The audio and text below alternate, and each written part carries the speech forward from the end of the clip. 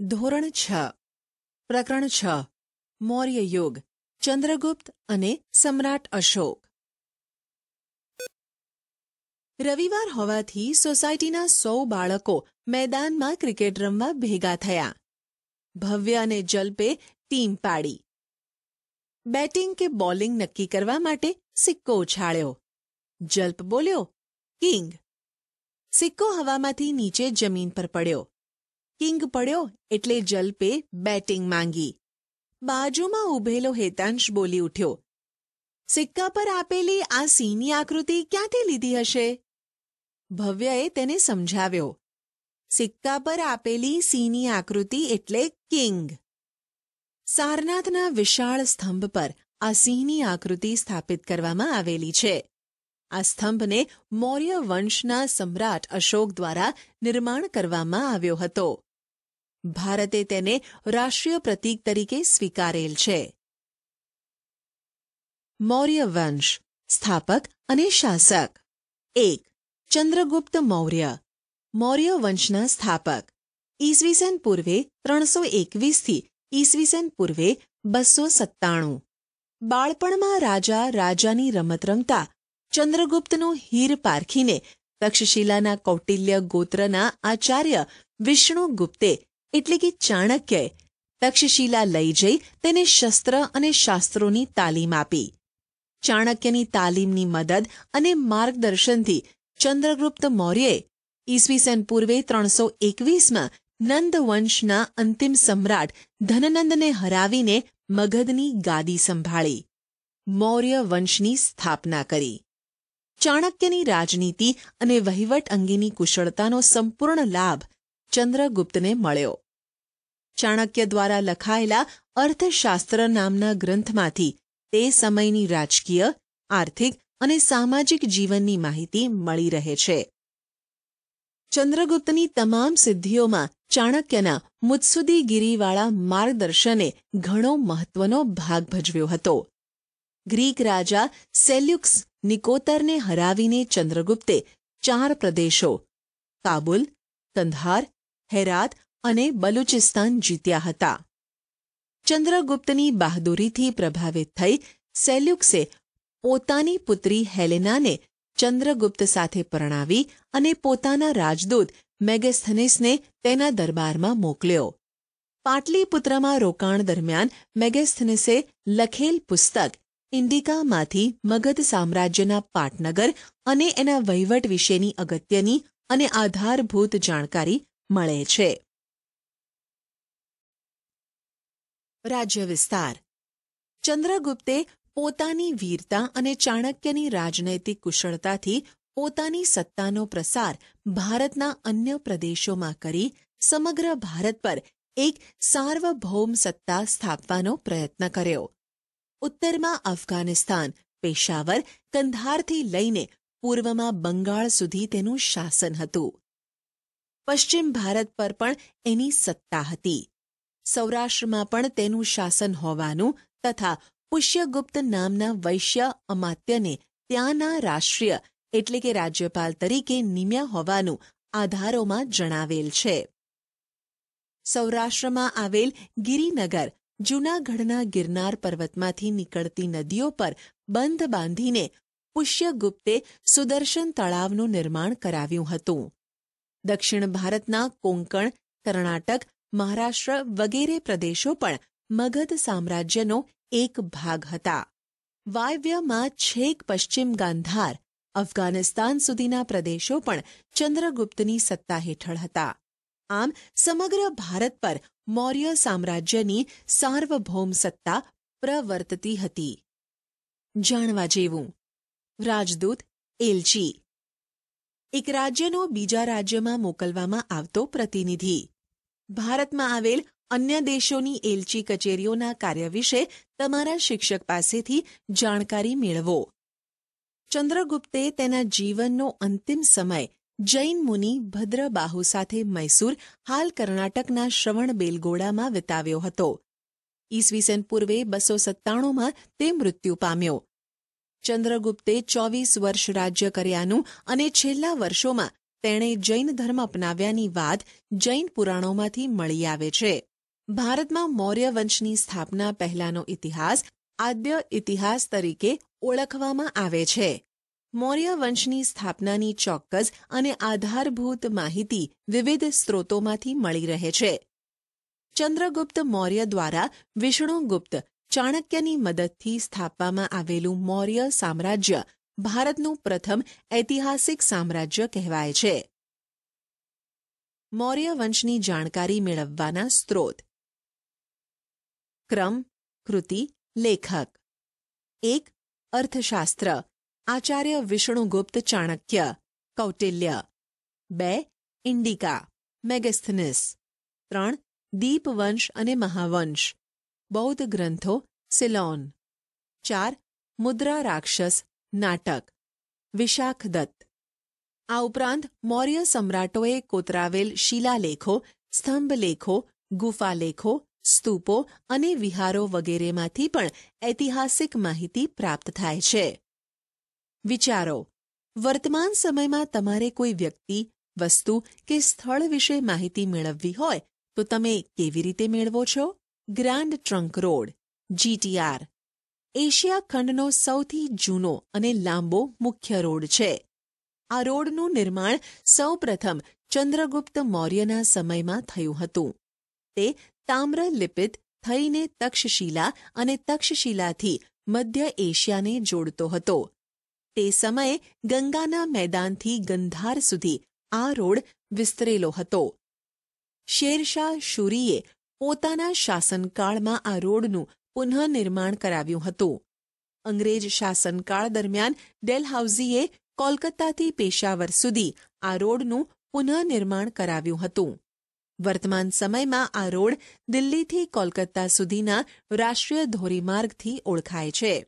2. બિંદુસાર, ઈસવીસન પૂર્વે 297 થી ઈસવીસન પૂર્વે 273. ચંદ્રગુપ્તના અવસાન બાદ તેનો પુત્ર બિંદુસાર મગધની ગાદીએ આવ્યો. પિતા ચંદ્રગુપ્ત તરફથી વારસામાં મળેલું વિશાળ સામ્રાજ્ય યથાવત ટકાવી રાખી તેની ભેટ પુત્ર અશોકને આપી એ જ બિંદુસારની મોટામાં મોટી સિદ્ધિ ગણાય છે. અને રાજકુમાર અશોકની અવંતીના રાષ્ટ્રીય રાજ્યપાલ તરીકે નિમણૂક થઈ હતી. સુશીમના સમયમાં તક્ષશિલામાં થયેલ બળવાને નિયંત્રિત કરવામાં તે નિષ્ફળ રહ્યો. જ્યારે અશોકે આ કાર્ય સફળતાપૂર્વક પાર પાડી બળવો દબાવી દીધો. બિંદુસારે તેના શાસનકાળમાં કોઈ નવો પ્રદેશ જીત્યો ન હતો, પરંતુ ગ્રીક રાજ્યો સાથેના મૈત્રીભર્યા સંબંધો જાળવી રાખ્યા હતા. તેણે મગધની ગાદી પર લગભગ 25 વર્ષ સુધી રાજ્ય કર્યું. 3. સમ્રાટ અશોક, ઈસવીસન પૂર્વે 273 થી ઈસવીસન પૂર્વે 232. પિતા બિંદુસારના મૃત્યુ પછી મોટાભાઈ સુશીમ અને બીજા સાવકા ભાઈઓ સાથે થયેલા સંઘર્ષને કારણે ગાદીએ આવ્યાના 4 વર્ષ બાદ રાજધાની પાટલીપુત્રમાં અશોકનો રાજ્યાભિષેક થયો હતો. રાજ્યાભિષેક થયા બાદ અશોકે પિતા તરફથી વારસામાં મળેલ રાજ્ય વિસ્તારમાં વધારો કર્યો.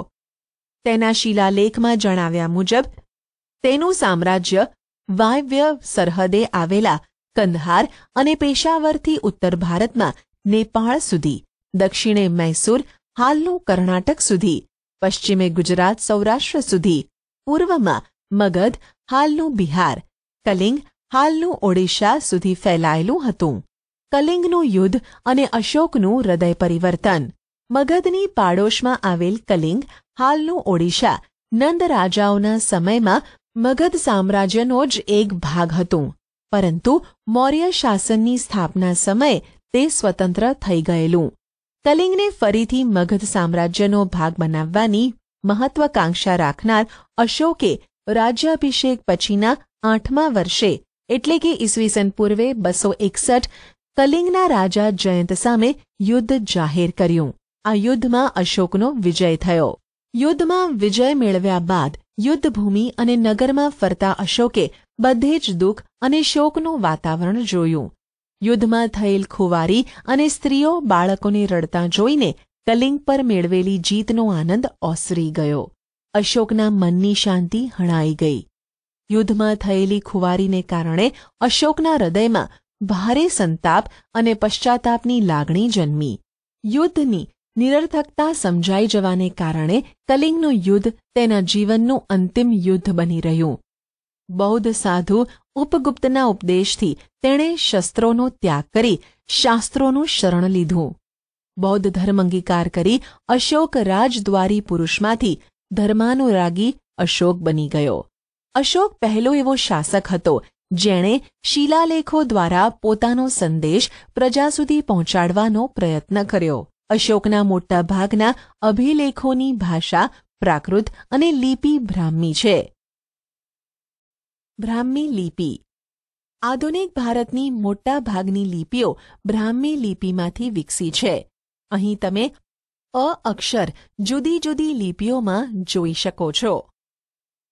કલિંગના યુદ્ધનું વર્ણન કરતો અશોકનો શિલાલેખ. કલિંગના યુદ્ધનું વર્ણન કરતા અશોકે પોતાના કલિંગના શિલાલેખમાં લખાવ્યું છે કે રાજા બન્યાના 8 વર્ષ પછી મેં કલિંગ પર વિજય મેળવ્યો.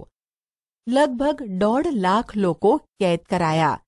1 લાખથી વધુ લોકો માર્યા ગયા. એનાથી મને અપાર દુઃખ થયું છે. જે લોકો પોતાના સગા સંબંધીઓ અને મિત્રોને ખૂબ ચાહે છે તથા પોતાના દાસો અને મૃતકો પ્રત્યે દયાવાન હોય છે તે પણ યુદ્ધમાં માર્યા જાય છે અથવા પોતાના સ્નેહીજનોને ખોઈ બેસે છે. તેનાથી મને પશ્ચાતાપ થઈ રહ્યો છે. હવે મેં ધમ્મ પાલન કરવાનો અને અન્ય લોકોને તેનો ઉપદેશ આપવાનો નિશ્ચય કર્યો છે. હું માનું છું કે ધમ્મના માધ્યમથી લોકોના દિલ જીતવા એ જબરજસ્તીથી વિજય મેળવવા કરતાં વધારે સારું છે. હું આ અભિલેખ ભવિષ્ય માટે એક સંદેશ રૂપે કોતરાવી રહ્યો છું કે મારા પછી મારા પુત્રો અને પૌત્રો પણ યુદ્ધ ન કરે. ધમ્મનો ફેલાવો કેવી રીતે કરી શકાય તે અંગે તેમણે વિચારવું જોઈએ. ધમ્મ સંસ્કૃત શબ્દ ધર્મનું પ્રાકૃત રૂપ છે. વિચારો. કલિંગના યુદ્ધ પછી અશોકના વિચારોમાં શું પરિવર્તન આવ્યું? ગુજરાતના જૂનાગઢમાં ગિરનાર પર્વત તરફ દામોદર કુંડ જતા અશોકનો શિલાલેખ મળી આવેલ છે જે પ્રાકૃત ભાષામાં લખાયેલ છે. આ શિલાલેખમાં 3 રાજવીઓના લેખો છે. આ લેખ રાજા મહાક્ષત્રપ રુદ્રદામાનો લેખ છે. આ લેખમાં મૌર્ય રાજા ચંદ્રગુપ્તના રાષ્ટ્રીય પુષ્યગુપ્ત દ્વારા નિર્માણ કરવામાં આવેલ સુદર્શન તળાવ એટલે કે જળાશય અને અશોકના રાષ્ટ્રીય યવનરાજ દ્વારા સિંચાઈ માટે તેમાંથી નહેરો કાઢવાની વિગતો આપવામાં આવેલ છે. જે સ્થળોએ અશોકના શિલાલેખો મળ્યા છે તેની વધુ માહિતી માટે નકશો 6.2નો અભ્યાસ કરવો. વિચારો.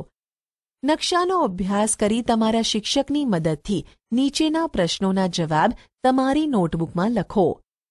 અશોકના શિલાલેખો ક્યાંથી મળી આવ્યા છે? આ સ્થળો વર્તમાન સમયમાં ક્યાં આવેલા છે તે શોધો. ધર્મ પ્રચારક તરીકે અશોક. અશોકે દેશભરમાં આવેલા બૌદ્ધ તીર્થધામોની યાત્રા કરી. યાત્રા દરમિયાન બૌદ્ધ ધર્મનો પ્રચાર કર્યો. અશોકે ગૌતમ બુદ્ધના ઉપદેશોમાંથી પ્રેરણા મેળવી પોતાની પ્રજાને ધમ્મનો માર્ગ બતાવવા પોતાના સામ્રાજ્યમાં ઠેર ઠેર શિલાલેખો અને સ્તંભાલેખો કોતરાવ્યા. તે સમયની સમસ્યાઓનો ઉકેલ લાવવા અશોકે રાજ્યમાં ધર્મ ખાતાની રચના કરી. આ ખાતાના ઉપરી તરીકે નિમાયેલ ધમ્મ મહામાત્ર નામના અધિકારીએ પ્રજામાં બૌદ્ધ ધર્મનો પ્રચાર કરી તેમનું નૈતિક ધોરણ ઊંચું લાવવાનું કાર્ય કરવાનું હતું. અશોકે રાજ્યમાં શિકાર કરવા પર પ્રતિબંધ ફરમાવી પશુઓની હિંસા બંધ કરાવી. તેણે ગૌતમ બુદ્ધના પ્રેમ, દયા, કરુણા, અહિંસા, સદાચાર, અનુકંપા જેવા સિદ્ધાંતોના પ્રચાર પર ભાર મૂક્યો. ઉપદેશની સાથે સાથે કેટલીક લોકોપયોગી વાતો પણ શિલાલેખોમાં કોતરાવી. અશોકનો પ્રજાજોગ સંદેશ. 1. માતા પિતાની આજ્ઞાનું પાલન કરવું. 2. વડીલોનો આદર કરવો. 3. પશુઓનો વધ ન કરવો. 4. બને તેટલો ઓછો ખર્ચ કરવો. 5. ગુરુની સેવા કરવી. 6. સ્ત્રીઓ અને નોકરો પ્રત્યે માયાળું વર્તન રાખવું. 7. બ્રાહ્મણો અને શ્રમણોને દાન આપવું. 8. અન્ય ધર્મના મુખ્ય સિદ્ધાંતો સમજવાનો પ્રયત્ન કરી તેનો આદર કરવો. પ્રવૃત્તિ. અશોકના પ્રજાજોગ સંદેશમાં આપવામાં આવેલ વિગતોમાંથી કઈ વિગતો વર્તમાન સમયમાં પ્રાસંગિક છે? સરકાર વિવિધ યોજનાઓ, નિયમો, સુધારા વગેરેની માહિતી લોકોને કયા કયા માધ્યમો દ્વારા આપે છે? અશોકે ઈસવીસન પૂર્વે 251માં પાટલીપુત્રમાં મોગલીપુત્ત તિસ્સાના અધ્યક્ષપદે ત્રીજી બૌદ્ધ પરિષદ બોલાવી. આ પરિષદનો મુખ્ય હેતુ બૌદ્ધ ધર્મમાં ઊભા થયેલા મતાંતરો દૂર કરી ધાર્મિક એકતા સ્થાપવાનો હતો. અશોકે ભારતના કાશ્મીર, ગાંધાર, ચોલ, પાંડ્ય અને કેરળ રાજ્યોમાં બૌદ્ધ ધર્મનો પ્રચાર કર્યો હતો.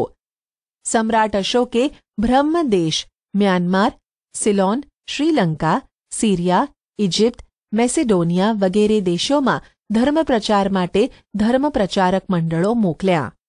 અશોકે પુત્ર મહેન્દ્ર અને પુત્રી સંઘમિત્રાને બૌદ્ધ ધર્મના પ્રચાર માટે સિલોન મોકલ્યા હતા. આમ અશોકે પોતાના શાસન દરમિયાન બૌદ્ધ ધર્મને રાજ્યાશ્રય આપ્યો. અશોકે ધર્મપ્રચાર ઉપરાંત પ્રજા કલ્યાણના કાર્યો પણ કર્યા હતા. અશોકે માનવ અને પશુઓની સારવારની વ્યવસ્થા કરી. કૂવા ખોદાવ્યા, વૃક્ષો રોપાવ્યા, રસ્તા બનાવ્યા અને વિશ્રામ ગૃહોનું નિર્માણ કરાવ્યું.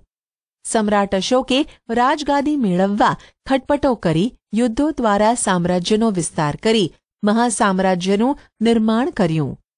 મહત્વાકાંક્ષા પૂરી કરવા કલિંગ પર ચઢાઈ કરી. યુદ્ધમાં થયેલ ખુવારી જોઈ તેનું હૃદય પરિવર્તન થતાં તે બૌદ્ધ ધર્મનો પ્રચારક અને ઉપદેશક બની ગયો. ધર્મ પ્રચારાર્થે વિદેશોમાં થયેલા પ્રચારક મંડળોએ ત્યાં ભારતીય સંસ્કૃતિની સુવાસ ફેલાવી. અશોકના ગુણો અને તેના કાર્યોને લીધે તે ઇતિહાસમાં મહાન રાજવી તરીકે સ્થાન ધરાવે છે. ઈસવીસન પૂર્વે 232માં સમ્રાટ અશોકનું અવસાન થયું. તેણે 36 વર્ષ શાસન કર્યું. મૌર્ય યુગનું વહીવટી તંત્ર. ચંદ્રગુપ્ત મૌર્યએ વિશાળ સામ્રાજ્યનું નિર્માણ કર્યું. તેનો વિસ્તાર સમ્રાટ અશોકે કર્યો. વિશાળ મૌર્ય સામ્રાજ્યના વિભાગ પાડી તેનો સુવ્યવસ્થિત વહીવટ ચલાવવા માટેનું આયોજન ચંદ્રગુપ્તના મુખ્યમંત્રી અને પ્રખર રાજનીતિજ્ઞ વિષ્ણુગુપ્ત ચાણક્ય એટલે કે કૌટિલ્ય દ્વારા કરવામાં આવ્યું હતું. આ સમયમાં વહીવટી તંત્રના 3 વિભાગો એટલે કે અંગો હતા. કેન્દ્રીય, પ્રાંતીય, પ્રાદેશિક એટલે કે સ્થાનિક. કેન્દ્રીય વહીવટી તંત્ર. સમ્રાટ રાજા શાસન વ્યવસ્થામાં કેન્દ્ર સ્થાને હતો. તે સામ્રાજ્યનો વહીવટી, લશ્કરી અને ન્યાયતંત્રનો વડો હતો. તેનું પદ વંશ પરંપરાગત હતું. પાટલીપુત્ર અને તેની આજુબાજુનો પ્રદેશ સમ્રાટના સીધા અંકુશ હેઠળ હતો. તે મંત્રીઓ અને ઉચ્ચ અધિકારીઓની મદદથી વહીવટ ચલાવતો. ચાણક્ય, કૌટિલ્યએ કુલ 18 ખાતાઓ દર્શાવ્યા છે, જેમાંથી મુખ્ય ખાતાઓ અને તેના ઉપરી વડા નીચે મુજબ છે. ક્રમ, ખાતું, વિભાગ, ઉપરી, વડા. 1. ખેતી વિભાગ, સીતાધ્યક્ષ. 2. લશ્કર ખાતું, સેનાની. 3. ન્યાય ખાતું, પ્રદેશત્રી, મુખ્ય ન્યાયાધીશ. 4. વ્યાપાર ખાતું, પણ્યાધ્યક્ષ. 5. દફતર મંડળ, અક્ષપટલ, રેકોર્ડ ખાતું, મહાઅક્ષપટલ. 6. મુદ્રા, પાસપોર્ટ ખાતું, મુદ્રાધ્યક્ષ. બ. પ્રાંતીય વહીવટી તંત્ર. વિશાળ મૌર્ય સામ્રાજ્યને વહીવટી સરળતા ખાતર 5 વિભાગમાં વહેંચવામાં આવ્યું હતું. પ્રાંત મંડળ વિભાગના વડા તરીકે રાજ્યપાલ રાષ્ટ્રીય હતો. આ પદ પર મોટે ભાગે રાજકુમારોની નિમણૂક કરવામાં આવતી. રાજ્યપાલનું કાર્ય સમગ્ર પ્રાંતમાં શાંતિ વ્યવસ્થાની જાળવણી કરવી, કરવેરા ઉઘરાવવા, રાજાના આદેશોનું પાલન કરાવવું અને પ્રાંતમાં બનતા બનાવોની સમ્રાટ એટલે કે કેન્દ્રને સતત વાકેફ રાખવાનું હતું. ક. પ્રાદેશિક સ્થાનિક વહીવટીતંત્ર. વહીવટી સરળતા માટે કોઈ પણ પ્રાંતને આહાર જિલ્લા સ્થાનીય અને આહારને પ્રદેશ સંગ્રહણ તાલુકામાં વહેંચવામાં આવતો. આહારનો અધિકારી રાજુક, આહારપતિ કે સ્થાનિક અને પ્રદેશનો અધિકારી પ્રાદેશિક ગોપ કહેવાતો. વહીવટીતંત્રનું નાનામાં નાનું એકમ ગ્રામ હતું. તેનો ઉપરી ગ્રામીણ કહેવાતો. ગામના ચૂંટાયેલા સભ્યોની સમિતિની મદદથી ગ્રામીણ ગ્રામનો વહીવટ ચલાવતો. સમ્રાટ અશોકના ઉત્તરાધિકારીઓ તથા મૌર્ય વંશનું પતન. સમ્રાટ અશોકના મૃત્યુ બાદ તેના ઉત્તરાધિકારીઓ વિશે બ્રાહ્મણ, જૈન અને બૌદ્ધ ગ્રંથોમાંથી જુદી જુદી માહિતી મળે છે. પુરાણોમાં આપેલ માહિતી મુજબ મૌર્ય વંશમાં થઈ ગયેલ કુલ 9 કે 10 રાજાઓએ કુલ મળી 137 વર્ષ શાસન કર્યું હતું. બૌદ્ધ ગ્રંથોમાં જણાવ્યા મુજબ અશોક પછી અનુક્રમે કુણાલ, સંપ્રતિ, શાલિસુક, જયલોક, દશરથ, દેવવર્મા, શતધન્વા અને બૃહદ્રથ રાજાઓ થઈ ગયા. મૌર્ય વંશના અંતિમ રાજા બૃહદ્રથના નિર્બળ શાસનનો લાભ લઈ તેના સેનાપતિ પુષ્યમિત્ર શુંગે લશ્કરી કવાયત જોવાના બહાને બોલાવી તેની હત્યા કરી. આમ ઈસવીસન પૂર્વે 185માં પુષ્યમિત્ર શુંગે મગધની ગાદી પર શુંગ વંશની સ્થાપના કરી મૌર્ય વંશનો અંત આણ્યો.